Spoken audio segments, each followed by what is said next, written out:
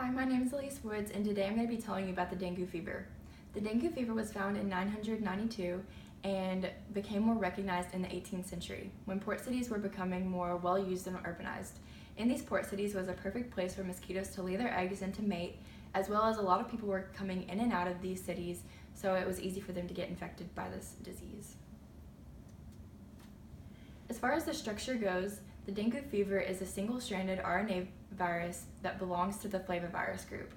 It has 4 layers consisting of the outer layer, which is covered in envelope proteins, the lipid bilayer, the capsid layer, and the RNA genome. The way it transmits to others is by an infected Aedes mosquito. It can't be transmitted by another person, so it's not contagious or toxic. These mosquitoes typically bite during the day and live up to 2 weeks. They lay over 100 eggs, and the eggs can be given the disease as well. So how it attacks the body. The virus is entered into the body by the epidermis, into the dermis, and is in your bloodstream. When the virus gets into your body, 2 receptors are involved, the cognate receptor and the Fc receptor. The virus latches on to the cognate receptor, and after this, the whole virus is transmitted into a bubble-like structure called the endosome. When the virus is in the endosome, the pH is lowered, causing the outer layer envelope proteins to have spike-like structures like this. When this happens, the spike-like structures cause the virus membrane and the endosome membrane to fuse together. When this happens, the 2 layers fusing together forms an opening in the bottom, as you can see here. When this happens, the capsid layer is dropped into the cytoplasm, and in here it breaks, as you can see here, releasing the RNA genome.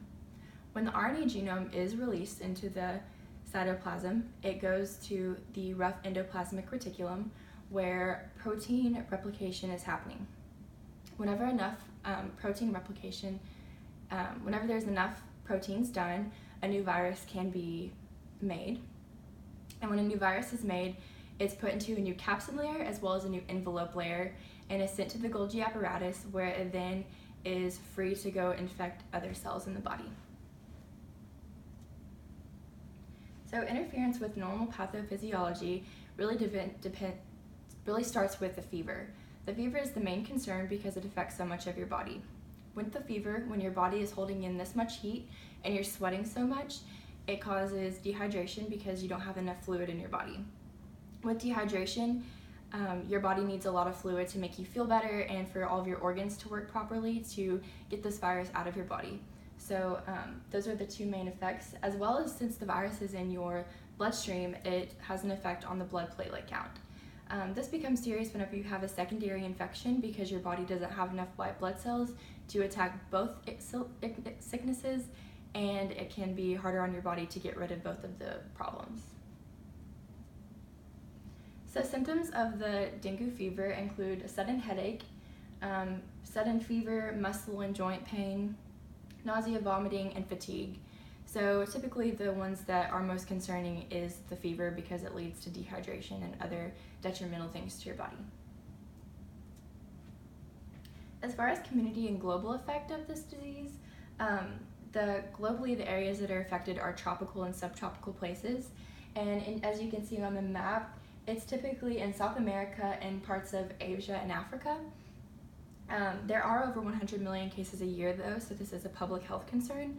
However, since it's not contagious and can't be transmitted from human to human contact, it's not really a community concern because it's not going to cause a community outbreak. It's just in different places over the globe. So who is at risk? Anyone is at risk for this disease. There's not necessarily a race or certain population aside from the subtropical and tropical places. So just a place where a mosquito is comfortable and has the disease, someone is at risk. People who are more at risk are people that live in underdeveloped countries or in low socioeconomic areas because they don't have proper access to healthcare. They're not necessarily more at risk for getting the disease, but if they have it, they're more at risk for worse progressions, including higher fever and increased dehydration, which could lead to a fatal disease. As far as treatment, because this is a virus, there's no vaccine or immediate cure for this. We're really just focused on relieving the symptoms, and recovery is the main goal. Recovery does last between 1 to 2 weeks since this virus does have to run its course. So things that really help your recovery speed up are a really long bed rest, increasing fluids, a good healthy diet, and a cold sponging if the fever does increase. Another thing for the fever, we avoid aspirin and ibuprofen because it does make you vomit and it does decrease platelet count, which is something that your body really needs at this time.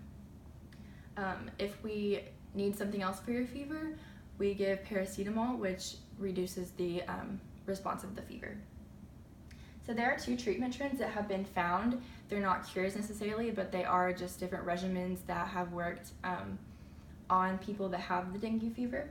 One of them is the Carissa papaya leaf, which is right here. They took the extract from that leaf and they put it in water and gave it to the patient 2 times a day, 1 day in the morning and 1 day at night. And since it was a natural regimen, it increased the white blood platelet count, so it increased the body's natural defender. So it was interesting to see how those 2 things went together. A second treatment that I found was an experiment that someone did with antiviral drugs with mice. So they injected the mice with the dengue fever and based on the severity of their specific case of the dengue fever, gave them different antiviral medications at different hours. And something that this specific treatment did do is it reduced symptoms and it slowed down the fever, which was really interesting to see. So as far as prevention goes, it's just typical mosquito prevention, so just making sure that your whole body is covered as much as it can, using repellent, staying away from stagnant water, and if you do go to an underdeveloped country or somewhere in the tropics, just whenever you come home, it's good to get a blood test to just see if you are at risk for this fever. So in conclusion, this virus is essentially just a mosquito-borne virus that doesn't really have a cure yet. It's just focused on relieving the symptoms. A good way to avoid this disease is just being educated on the places that you go and making sure that you're taking care of yourself medically. If you get any of these symptoms, just know how to take care of yourself properly and focus on just getting yourself better. So thank you for listening to my presentation, and I hope you learned something about the dengue fever. Thank you.